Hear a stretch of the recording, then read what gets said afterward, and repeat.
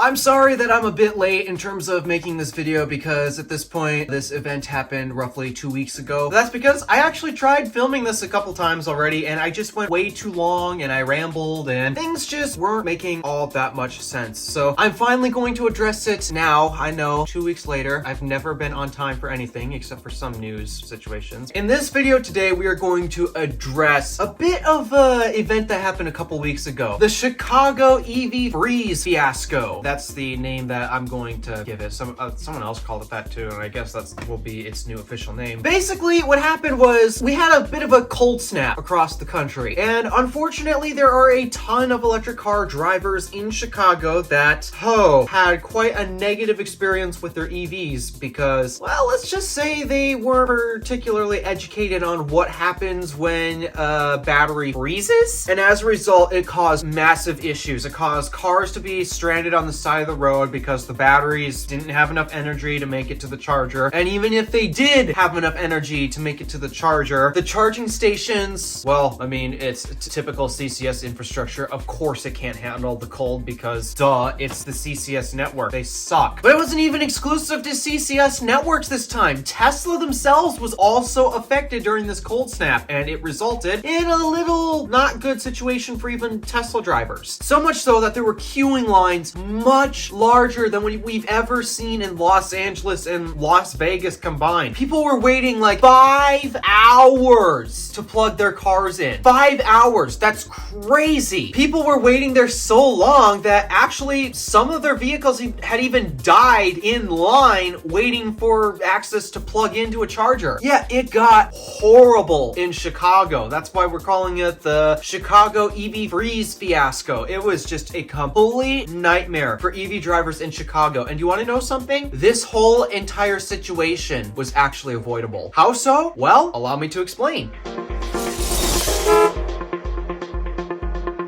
Alright, so I first want to dive in by saying that I know that a lot of media outlets have already covered this, be it YouTubers themselves and also mainstream written and news publications like NBC and anyone else you can think of. Everyone has already covered this. I know I am late to the game. I'm sorry, but I'm a human being who has a life outside of YouTube and things happen. And also, things happen when you're trying to make a YouTube video and cause you to scrap it and have to redo it again. So yes, I know I'm late to this. A whole bunch of other people have covered this, but I want to address the coverage of this. And of course, mainstream media is going to do exactly what they do when it comes to electric vehicles. They hate them so much and they're trying to sway the public into fearing them and making everyone afraid of the electric future and keeping everyone on gas because of it, because that's of course what mainstream media is going to do. And then there are some other YouTubers who own electric cars that are kind of just writing this whole thing off. And I know it might be sounding like that's what I'm doing by saying this whole situation was avoidable, but the truth actually does lie somewhere in the middle here. You can't go to the extremes of either end. You have to take an account of both ends and find the middle point in order to really find the truth in the whole situation. And that is something that just unfortunately big media especially is extremely bad at. They are terrible at giving you both sides of the story and make you just come out to this whole thing one-sided, and in this case, oh no, EVs are bad, and it's the future of electrification, we're screwed, we're gonna die, ah! That is exactly what they're doing, and I can't tell you how much it pisses me off. But they are right in a couple instances. So that whole thing that I have to get out of the way aside, let's now actually get into what exactly happened and what caused this and the number one thing that you can do to avoid this whole situation. And I know this number one thing, not everyone is going to be able to do, and I hope that it's just because we're in the middle of growing pains. But again, let's get into the rest of the video before we get to that thing. Okay, what caused this whole fiasco to begin with? It all stems to, well, a bit of consumer education, but that's literally what I'm doing with this video right now. I was just giving you guys education on how this whole thing works. So that thing aside, what is actually causing this whole fiasco? Cold batteries. I don't know if you guys know this, but you're about to know now. Batteries typically don't like to do anything in the cold, be it take in energy or export energy. And taking in energy is actually the harder part, just letting you guys know about that. But yeah, batteries typically don't like to work in the cold. And before everyone starts to fear the the electric car in the winter and all that. Just so you guys know, there are a ton of electric cars around here, actually. I saw an ID4 the other day, actually. Despite that, it was cold. It's the cold snap, which means, oh yeah, it's going to be a bit limited on its performance and such. Just so you guys are aware, this problem actually is not exclusive to EVs. EVs are not the only cars that are affected in the cold. Gas cars also get affected in the cold, maybe not as drastically as our electric car, because with an electric car, at least as of today, they typically have shorter ranges than our gas cars, and because of that, we notice the effects more drastically on the electric car versus our gas car. But believe it or not, gas cars are still affected in actually similar ways that electric cars are. The way gas cars are affected are primarily air density. When it gets cold, air density starts to increase, which means, and again, this affects electric cars too, it means your resistance, your wind resistance goes up, and also the slippery conditions on the road means it's harder to put power down to the ground and actually move, so you're expending more energy just trying to move. And then also the combustion process is affected by the changes in air due to temperature. So as a result, our gas cars even get less efficient. In fact, I know this with my hybrid because it gives me a report. In the summertime, my daily driving, I usually get around 30 miles per gallon with Stardust. But now that we're in the winter months, and especially during the cold snap, I've been using remote start more often because it's freezing cold and I'd like to step in a warm car. I don't know about you guys. Okay, but even if I don't remote start the car, the best that I see out of it is around 20 miles per gallon. That's about a third of my total range lost should it hold consistent at either end. So yeah, gas cars are also affected. Actually, also my car was affected even worse during the recent cold snap because it's a hybrid. It's a mild hybrid. In fact, actually, during this whole thing, Stardust decided to disable the high voltage battery. I kid you not, I was relying exclusively on gas power and my car disabled the high voltage battery during the whole cold snap. And in this case, for me, it's not avoidable because I can't use the solution that basically every full battery electric car can use. It's not the case for me, sadly. But again, we'll get into more of that at the end of the video. So, okay, cars do not typically operate as efficiently in the cold as they do compared to when it's warm outside. And just, you know, cars will also not operate efficiently if it's too hot as well. There's a happy medium that everything likes to work with. And so typically during the summer months, that's when we're at the happy medium. That's typically when everything's happy and we're going to achieve peak efficiency. But in this case, we're in the winter months and this is where efficiency starts to drop. And so I want you guys to be aware, electric cars are not exclusive to performing worse in the winter. Gas cars also perform worse in the winter too. But we're going to focus on the electric cars today. Obviously, that's why you click this video. So what actually happens when a battery gets cold? Well, the chemical processes that are going on within the battery to conduct an electrical current, let's just say it's a lot harder to do that when the battery's cold. As a result, it becomes less efficient and actually much harder on the battery to produce a similar flow when it's cold to when it's warm. So there are a few effects that actually happen because of this. Number one, the usable capacity you're going to be able to get out of it is going to end up being less because batteries typically don't like to be pushed to their extremes, be it when you're fully charged, but also when you're at the bottom of the pack and you're almost completely out of energy. They do not like being pushed to their extremes, and this is only exacerbated by when it gets cold outside. So that means your usable capacity of the battery actually goes down. So unlike a gas tank that's typically fixed, you don't gain or lose capacity of your tank. With a battery, it can actually be affected by the temperature. Now again, no need to panic, no need to cause any alarm because there is a solution to mitigate this. We'll get to that in a minute.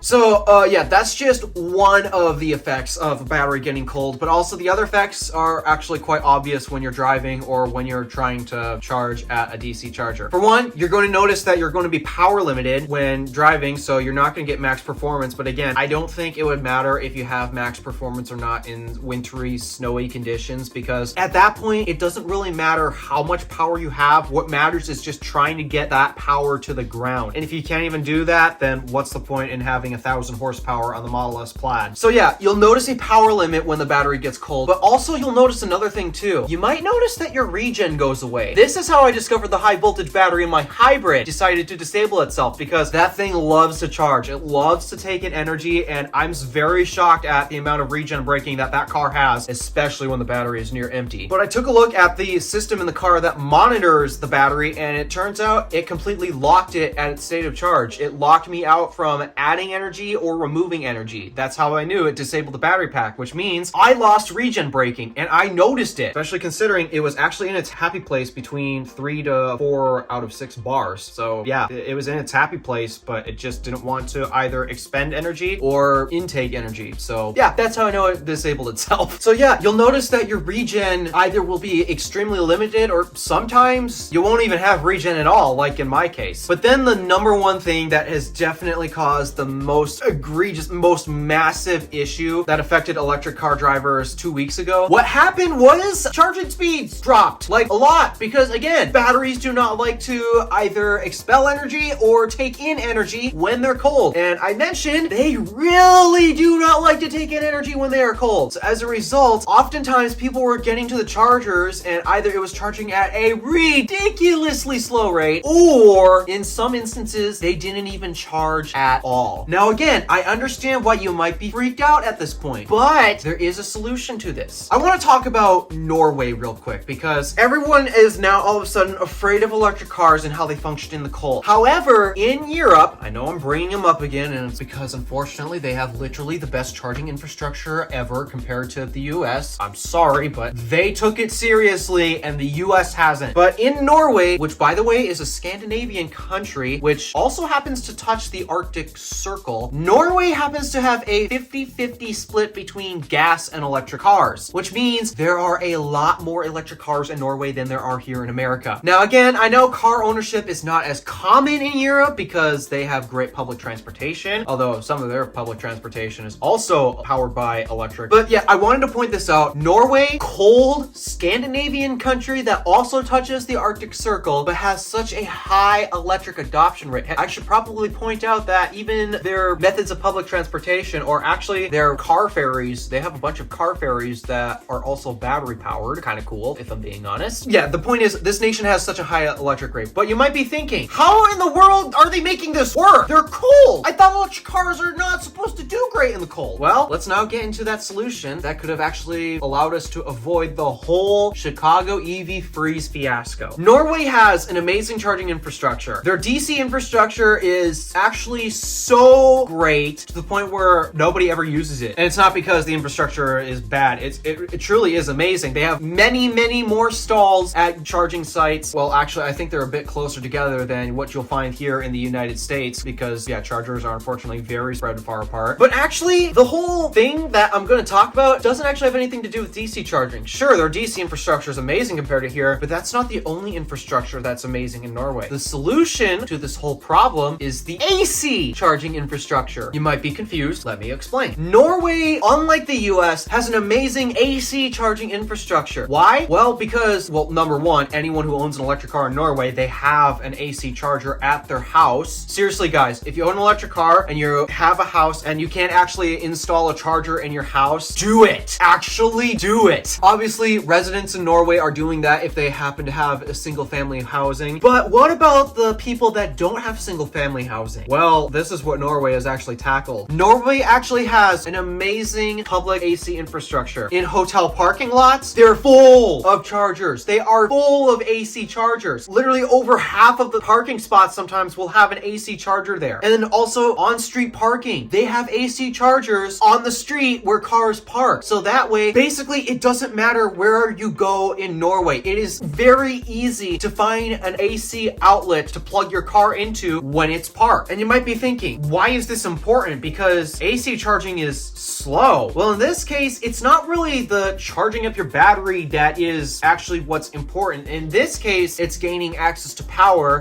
something very special that enables electric cars to work extremely well in Norway. And if our charging infrastructure were great here in the US, it would enable us to do the same thing here as well. When your car is pulling power from the wall, it is not exclusively pulling that power to charge up the high voltage battery. It is also pulling that power for a few other things like charging the 12-volt battery, so that way your car accessories and other electronics can gain power when you're on the road. But also, the most critical and fundamental part of this whole video, when it pulls power from that wall, it is also using that power to heat up the battery pack. It is using that power to keep the battery warm. That's the problem. Batteries are getting cold, and as a result, their performance is limited, and it's affected so many of drivers in such a negative way. But if you plug in the car, that car now has access to power that it can use not only to charge the battery, of course, that's a given, but also keep it warm so that way when you're ready to go somewhere, you can take your charging plug, unplug it, close up your charging port, and your battery is warm so that way you have more performance available to you. You have more regen that you can use to capture. Heck, some cars are even smart enough to pull the power from the wall and use it to heat the cabin. Wow, that's really smart. You're basically leaving with an already warmed up vehicle. And so say maybe the best you have is a standard 110 outlet available. That's not really going to add much range when it's really cold outside, but that's not exactly the important part. What the car can do is exclusively use that power to heat the battery pack up or keep the cabin warm. And when it comes time to eventually need more range, you can take it to a DC charger and you won't charge at ridiculously slow speeds. A novel idea, right? Isn't that crazy? And then once you get home, well, all you have to do is actually take your charging cable again, just plug in the car, and boom, it'll keep the battery heater running so that way your battery never gets cold. This is why the whole thing was avoidable the entire time. And our big problem isn't really the DC infrastructure. Yes, I know a lot of DC chargers were going down, and that was certainly not helping the case, but I think that we need to actually stop relying on this DC infrastructure, especially if it's just you're doing stuff in town. What we need are more AC charging points. A lot of you guys kind of forget this, but our cars do a lot more sitting than actual driving because, you know, we're humans. We need to sleep. We need to rest. And obviously, we're not going to drive the car when we're asleep. Oh gosh, that would be a horrible idea if you did that.